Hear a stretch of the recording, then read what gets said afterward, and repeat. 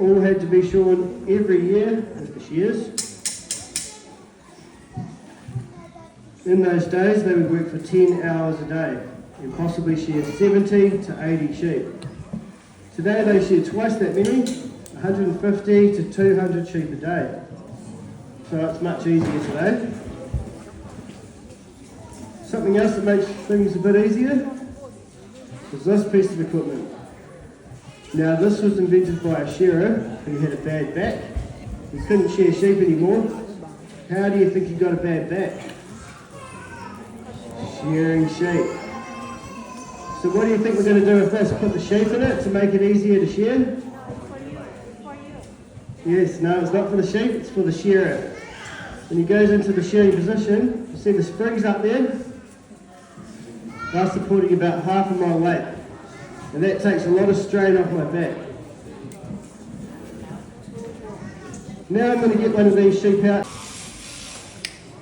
It drives a flexible shaft inside this tube to the bottom to the tool that shears the sheep, which is called a handpiece.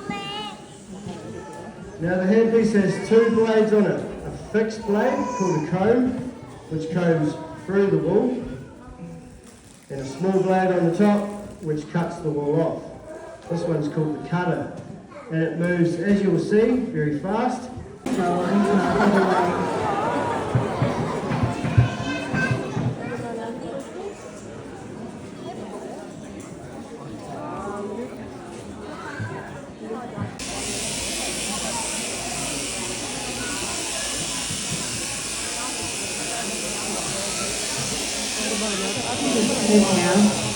the shearing shears around the sheep's head, you must be very careful for eyes and ears.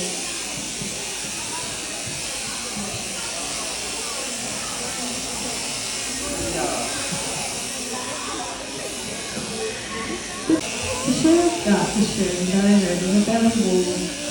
When the belly wool has been removed, it is kept separate from the rest of the wool. This is because the belly will need different processing from the other wool. When a sheep lies down on its belly, it picks up a lot of rubbish from the ground, mainly vegetable matter, grass seeds, birds, and prickles, which are hard to remove from the wool.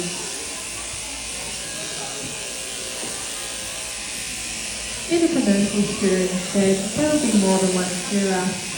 Usually 4 or 5 working together, and we call them a team of shearers. They'll start work at 7:30 in the morning, the sheep to the other, so they can move all the wool very quickly when they do the long blow.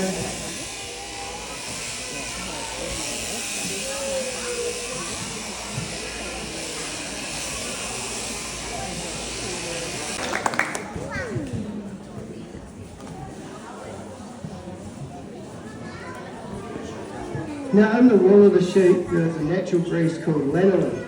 Lanolin is very good for your skin. You've probably all heard of it. A lot of skincare products, ladies' cosmetics are made out of lanolin. It is also very good for the sheep itself. Immediately after the sheep is shorn, it produces a large amount of lanolin which covers its own body in grey. So we can put the sheep outside immediately after shearing any time of the year, even in the winter, and they will not suffer. When I rub the body of the sheep, you can see the lanolin shining on my hand. Very good for your skin. So after the show, when the sheep's back in the catching pen, you might like to go over there and rub the sheep, just like I did. Rub it all over your face. You'll have lovely soft skin. You will smell terrible, but your skin will be good. Now she's all tidied up for another year. And we're left here with a pile of wool. Now this pile of wool is called a fleece, and there are workers in the shearing shed called rouseabouts. One of them will pick up the fleece and throw it onto a wool table. I will demonstrate by throwing the fleece onto the floor here so you can see better.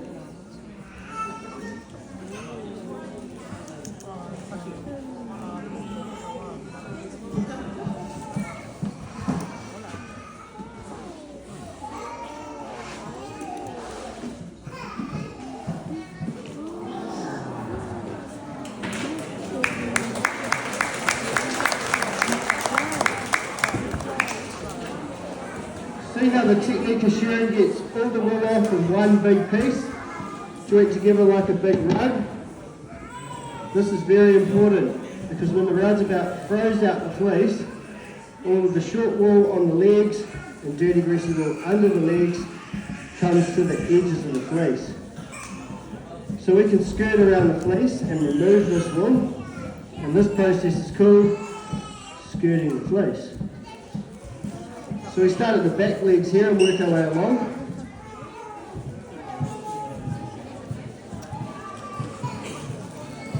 Now the reason we do this is to improve the value of the fleece. Because the wool that we've removed is less valuable than the main fleece of wool that is left. And these pieces are called pieces.